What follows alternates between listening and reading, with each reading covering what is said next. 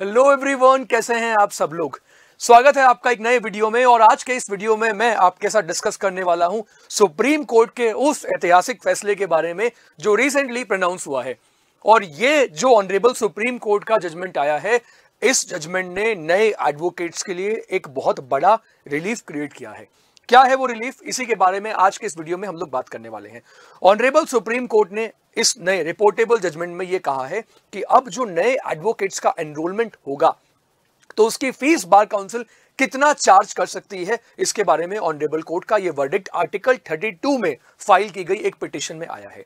और मैं यहां पे आपको बता देता हूं कि इसमें ऑनरेबल सुप्रीम कोर्ट ने जो फीस डिसाइड की है कि जब भी कोई नया एडवोकेट बार काउंसिल में एनरोल करवाएगा तो बार काउंसिल में एनरोल करवाने के बाद जो उसको अब फीस पे करनी पड़ेगी वो होगी 750 रुपीज टोटल मिला के जनरल कैटेगरीज के जो कैंडिडेट है उनके लिए। और जो जनरल कैटेगरी से नहीं आते, जो बाकी कैटेगरी से आते हैं, उनके लिए जो फीस प्रिस्क्राइब की गई है वो लगभग 125 के अराउंड प्रिस्क्राइब की गई है, 125 रुपए फीस। अगर मैं इस जजमेंट के बारे में पूरा बात करूंगा, अभी प्रॉपर डिस्कशन करेंगे, लेकिन ये जजमेंट अपने आप में ऐतिहासिक क्यों है, हिस्टोरिकल क्यों है, ये आपको बताना बहुत जरूरी है। मैं अगर आप लोगों को अपना पर्सनल एक्सपीरियंस बताऊं, अगर शेयर करूं आपके साथ, तो जब मैंने 2011 में बार काउंसिल में एनरोलमेंट करवाया था तो तब मैंने कुछ शायद 7-8,000 रुपीज का जो फीस थी वो मैंने पे की थी। एग्जैक्टली मुझे याद नहीं है, लेकिन लगभग कुछ इतनी फीस थी। आज की डेट में अगर हम राजस्थान में बात करें तो राजस्थान में जो फीस है एक एडवोकेट को एनरोल करवाने के लिए, जो कि वो स्टेट बार काउंसिल को पे करता है। आप सभी लोग जानते होंगे कि एलएलबी की डिग्री होने के बाद में अगर आपको एडवोकेट बनना है तो आपको अपनी स्टेट की स्टेट बार काउंसिल में एनरोलमेंट करवाना होता है। और आज की डेट में राजस्थान में जो फीस है वो 15,000 के अराउंड है। लेकिन अब मैं आपको एक कंपैरेटिव चार्ट जो है वो दिखाना चाहूंगा। और अगर आप इस कंपैरेटिव चार्ट्स को देखेंगे, और ये चार्ट जो कि हमें इस चार्ट में हमें ये समझ में आएगा कि अलग अलग स्टेट में कितना ज्यादा जो है वो एनरोलमेंट फीस जो है वो चार्ज किया जा रहा है। देखो, इंडिया में ना कोई यूनिफॉर्म फीस नहीं है। एक लॉ ग्रेजुएट को कितनी फीस पे करनी पड़ेगी एडवोकेट बनने के बाद एनरोल करवाने के लिए, उसके लिए state bar council fees charge करती थी and there was no uniform fees. अब आप सोच रहे होंगे कि फीस कम करने का इंपैक्ट क्या है। तो ऑनरेबल कोर्ट का यह मानना है कि जब एक फ्रेश लॉ ग्रेजुएट कोर्ट में आता है प्रैक्टिस करने के लिए तो उसके ऊपर इतना बड़ा बर्डन होना नहीं चाहिए, क्योंकि वो अभी अपनी प्रैक्टिस स्टार्ट कर रहा है।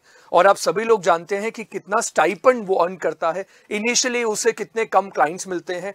सो एडवोकेसी का जो प्रोफेशन है वो एक टाइम टेकिंग प्रोफेशन है। और जब ऑनरेबल कोर्ट ने माना, जो कि हमारे चीफ जस्टिस जो इस बेंच में थे, उन्होंने ये माना कि जब कोई लॉ ग्रेजुएट कोर्ट में आता है तो उससे इतनी फीस चार्ज करना सही नहीं है, क्योंकि ये वायलेशन करता है section number 24 of the advocate act 1961 का। अब आप बोलेंगे कि ये एडवोकेट एक्ट 1961 क्या है। ये एडवोकेट एक्ट 1961 ही है जिसके तहत किसी पर्सन का एडवोकेट के रूप में enrolment bar council of India में होता है। और सेक्शन 24 जो है यहाँ पे फीस जो है वो प्रिस्क्राइब कर रखी है। सो ऑनरेबल सुप्रीम कोर्ट ने ये माना कि अगर लेजिस्लेटिव ने एक लॉ पहले से बना दिया है और सेक्शन नंबर 24 में जब फीस का प्रोविजन पहले से ही है तो स्टेट बार काउंसिल जो है वो इससे ज्यादा फीस चार्ज नहीं कर सकती।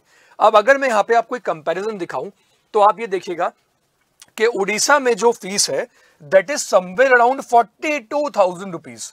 ओडिशा में बार काउंसिल में एनरोलमेंट करवाने की फीस 42,000 है। दिल्ली में जो ये फीस है वो 15,300 है एट प्रेजेंट। केरला में 20,500, महाराष्ट्र में 15,000 के अराउंड है, गुजरात में इट इज 25,000 और वेस्ट बंगाल में 10,800, तमिलनाडु में 14,100, उत्तराखंड में 23,650। ये टोटल फीस है, ये टोटल फीस है जो कि चार्ज की जा रही है अलग अलग स्टेट बार काउंसिल्स की तरफ से जो नए एनरोलमेंट्स हो रहे हैं उनके लिए। यहां पे मैं आपको एक बात और इंटरेस्टिंग बताना चाहूंगा कि ऑनरेबल सुप्रीम कोर्ट ने यह भी यहां पे पॉइंट क्लियर कर दिया है कि जिन एडवोकेट्स ने पहले ये फीस दे दी है, जो ये फीस आप स्क्रीन पर देख रहे हैं, अपनी अपनी स्टेट बार काउंसिल्स को अगर उन्होंने बढ़ी हुई फीस पहले पे कर दी है तो उन्हें ये फीस रिफंड नहीं होगी, क्योंकि ये जो जजमेंट है ये जजमेंट प्रोस्पेक्टिव इफेक्ट से एप्लीकेबल होगा, ना कि रेट्रोस्पेक्टिव इफेक्ट से। तो मान लीजिए आपने या आपके किसी फ्रेंड ने अभी बार काउंसिल में एनरोलमेंट आज से 1 साल पहले या 2 साल पहले एनरोलमेंट करवाया था या अभी एनरोलमेंट करवाया कुछ दिन पहले, तो आपको जो बढ़ी हुई फीस थी वो वापस नहीं होगी। लेकिन अब से जो एनरोलमेंट्स होंगे उन एनरोलमेंट्स के लिए जो फीस होगी वो मैक्सिमम 750 रुपीज की ऑनरेबल सुप्रीम कोर्ट ने यहाँ पे कैप लगा दी है। लेकिन साथ में ऑनरेबल कोर्ट ने यह भी कहा है कि बार काउंसिल जो एनरोलमेंट के बाद में अपने जो मेंबर्स हैं उनको जो अदर सर्विसेज देती हैं उसके लिए वो चाहें तो उसके लिए वो चार्ज डिसाइड कर सकती हैं। क्योंकि यहां पे क्वेश्चन यही था कि सेक्शन नंबर 24 जो एडवोकेट एक्ट का, क्या वो इसका वायलेशन करता है, क्या बार काउंसिल जो फीस चार्ज करती है क्या वो सेक्शन नंबर 24 का वायलेशन है या नहीं। इसी के बारे में ऑनरेबल कोर्ट का ये जजमेंट आया था। इस जजमेंट के बारे में भी अभी मैं आपको बता देता हूं। तो ये फीस जो आपको नजर आ रही है, these are the fees charge by the various state bar councils in India. देखिए, इट्स नॉट अबाउट, ये देखिए ऑनरेबल कोर्ट का ये मानना है कि लॉ का एक ऐसा प्रोफेशन है जिसमें कि हर फील्ड से लोग आते हैं, हर कैटेगरी से लोग आते हैं। तो जब ऐसे स्टूडेंट्स जो है वो अपनी लॉ की पढ़ाई करने के बाद में जब ऑनरेबल कोर्ट में आए, किसी भी कोर्ट में आके प्रैक्टिस करें, तो उनके ऊपर ये एक एडिशनल फाइनेंशियल बर्डन नहीं होना चाहिए। और इसी को ध्यान में रखते हुए जो फीस है उसे कम किया गया है। और यहाँ पे साथ में मैं आपको दिखाना चाहूंगा कि ऑनरेबल कोर्ट ने जो जजमेंट दिया है, तो अभी अगर हम इस जजमेंट के बारे में बात करें तो ये देखिए, this is the judgment in the supreme court of India civil law jurisdiction. और ये पिटिशन मैं आपको बता रहा हूं एंड ये एक रिपोर्टेबल जजमेंट है। ये बात ध्यान रखिएगा, लैंडमार्क जजमेंट है क्योंकि ऊपर लिखा हुआ it is a reportable judgment. और यूनियन ऑफ इंडिया, यहाँ पे गौरव कुमार पिटिशनर जिन्होंने ये पिटिशन फाइल की, यूनियन ऑफ इंडिया, और आर्टिकल 32 में ऑनरेबल कोर्ट का ये जजमेंट आया है। और यहाँ पे आप इस जजमेंट की कॉपी को यहाँ पे आप देख सकते हैं। Legal background, issues, bar council का क्या क्या सबमिशन था, इन सब के बारे में इस केस में बताया गया है। तो यहाँ पे मैं फटाफट से आपको ये बताता हूं कि ऑनरेबल कोर्ट के सामने इस केस में प्राइमरी इशू क्या था। तो अगर हम यहाँ पे प्राइमरी इशू के बारे में बात करें, जो कि मैंने आपको अभी बताया कि कोर्ट के सामने प्राइमरी इशू जो था वो यही था कि बार काउंसिल्स क्या इतना फीस चार्ज कर सकती हैं या उनके पास ये फीस चार्ज करने का राइट नहीं है। तो अगर हम यहाँ पे नजर डालें, तो ये एडवोकेट एक्ट का बैकग्राउंड आ गया जिसमें कि इस एक्ट के बारे में लिखा हुआ है। और ये देखिए, तो यहाँ पे ऑनरेबल कोर्ट के पास में बेसिकली यही क्वेश्चन था कि इतना चार्ज करना क्या सही है, सही नहीं है। ये क्वालिफिकेशन ऑनरेबल कोर्ट ने बताया कि एक एडवोकेट बनने के लिए क्या क्या कंडीशंस जो है वो पूरी करनी होती है। और कंडीशंस के बाद में ऑनरेबल कोर्ट ने इसी section number 24 sub section 1F इसको कोर्ट ने रिव्यू किया। और ये कोर्ट के सामने इश्यूज थे। किसी भी जजमेंट में जो सबसे इंपॉर्टेंट एस्पेक्ट होता है वो होते हैं जजमेंट के इश्यूज। तो कोर्ट के सामने इशू यहाँ पे ये था कि द एनरोलमेंट फीस जो यहाँ पे चार्ज कर रही है स्टेट बार काउंसिल्स, वो कॉन्ट्रावेंशन कर रही है section 24 sub section 1F of the advocate act. और जो miscellaneous payment of other miscellaneous fees can be made, वो प्री कंडीशन फॉर एनरोलमेंट हो सकती है या नहीं हो सकती। तो यहाँ पे मिस्टर गौरव कुमार जो पिटिशनर थे उन्होंने ऑनरेबल कोर्ट के सामने अपने आर्ग्यूमेंट रखे। और उसके बाद में मैं आपको ये बताता हूं कि उसके बाद बार काउंसिल्स के सबमिशंस आए और उसके बाद ऑनरेबल कोर्ट ने क्या कहा। सो ऑनरेबल कोर्ट ने फिर अपने जजमेंट में, जो कि यहाँ पे 68 पेज का जजमेंट जो यहाँ पे आपको दिख रहा है, ऑनरेबल कोर्ट ने यहाँ पे ये अपने पॉइंट्स रखे। ऑनरेबल कोर्ट ने माना कि जो आप यहाँ पे पैसा चार्ज कर रहे हो, स्टिपुलेशन सेक्शन 24 वो वायलेट करता है आर्टिकल 14 को and article 19(1)(g) of the constitution. और ये जो प्री कंडीशंस हैं वो स्टेट बार काउंसिल में स्टूडेंट्स जो है वो एनरोल करवा सकते हैं। तो कंक्लूड क्या किया कोर्ट ने, state bar councils can not charge enrolment fees beyond the express legal stipulation under section 24F as it currently stands.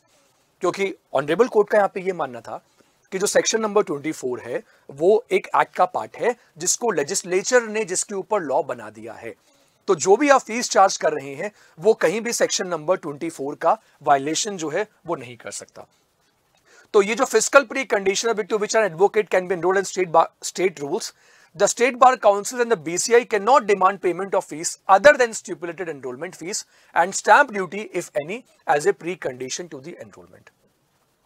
तो यहाँ पे कोर्ट ने फिक्स कर दिया और ये बोल दिया कि ये हमारे आर्टिकल 14 एंड आर्टिकल 19 का वायलेशन भी करता है। ऑलराइट, तो इस तरीके से ऑनरेबल कोर्ट ने यहाँ पे अपना एक जजमेंट दिया है और ये जितने भी नए एडवोकेट्स हैं उनके फेवर में एक बहुत बड़ा रिफॉर्मेटिव स्टेप्स है। क्योंकि जब कोई लॉ ग्रेजुएट अपनी लॉ को कंप्लीट करता है तो लॉ को कंप्लीट करने के बाद में इनिशियल प्रैक्टिस करने के भी अपने फाइनेंशियल स्ट्रगल्स होते हैं। तो एक उनका जो फाइनेंशियल स्ट्रगल होता है वो होता है कि बार काउंसिल में एनरोलमेंट के लिए जो फीस पे करनी पड़ती है, और मैंने आपको बताया कि इंडिया में 40,000 रुपीज तक की एनरोलमेंट फीस पे करनी पड़ती है। और जो सुप्रीम कोर्ट का ये वर्डिक्ट है ये इसी को कंट्रोल करने के डायरेक्शन में एक बहुत बड़ा स्टेप है जो नए एडवोकेट्स को एक बहुत बड़ा रिलीफ देगा, ताकि उनके ऊपर, उनकी फैमिली के ऊपर ऐसा कोई एनरोलमेंट के नाम पर फाइनेंशियल बर्डन जो है वो क्रिएट ना हो। मैं उम्मीद करता हूं कि आगे भी ऐसे ही सुप्रीम कोर्ट के लैंडमार्क जजमेंट्स आते रहेंगे, जिससे कि जो हमारे जितने भी एडवोकेट्स हैं, देश के जितने भी एडवोकेट्स हैं, उन्हें अलग अलग तरीके के बेनिफिट्स मिलते रहें। इसके साथ साथ मैं आपको बता देना चाहता हूं कि आप भी अगर एक एडवोकेट हैं या आप एक एस्पायरिंग लॉ ग्रेजुएट हैं और आप जुडिशरी के एग्जाम्स के लिए प्रिपेयर कर रहे हैं, तो आप ज्वाइन कर सकते हैं हमारे उत्कर्ष के जुडिशरी के बैचेस को। सो अगर आप एक लॉ ग्रेजुएट हैं, आप इंटरेस्टेड हैं जुडिशरी में जाने के लिए, जुडिशरी में अपना करियर अगर आप बनाना चाहते हैं, तो उत्कर्ष की ऐप के ऊपर हमारे online courses for upcoming Rajasthan APO examination and for Rajasthan judiciary services जो है वो अवेलेबल है। इनके लिए सिंपली आपको क्या करना है, इस वीडियो के डिस्क्रिप्शन में आपको उत्कर्ष की ऐप का लिंक मिलेगा। लिंक पे क्लिक करके आप डाउनलोड कर सकते हैं उत्कर्ष की ऐप को और एनरोल कर सकते हैं राजस्थान एपीओ की टेस्ट सीरीज में, या फिर आप हमारे लाइव एंड रिकॉर्डेड बैचेस में एनरोल कर सकते हैं, और वो भी बिल्कुल अफोर्डेबल प्राइस पे। आज सुप्रीम कोर्ट के जिस ऐतिहासिक फैसले के बारे में मैंने बात करी है, मुझे पूरी उम्मीद है कि इस फैसले से बहुत सारे नए जो एडवोकेट्स हैं उनको बहुत बेनिफिट होगा, उनको बहुत बड़ा फाइनेंशियल रिलीफ मिलेगा।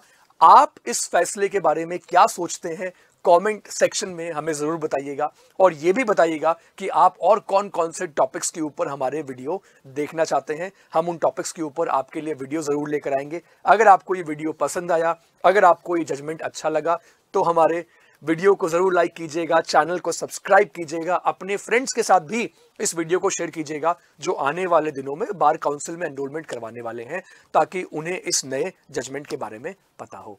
मैं आप लोगों से मिलता हूं अपने नेक्स्ट वीडियो में, तब तक के लिए thank you so much, take care, bye bye.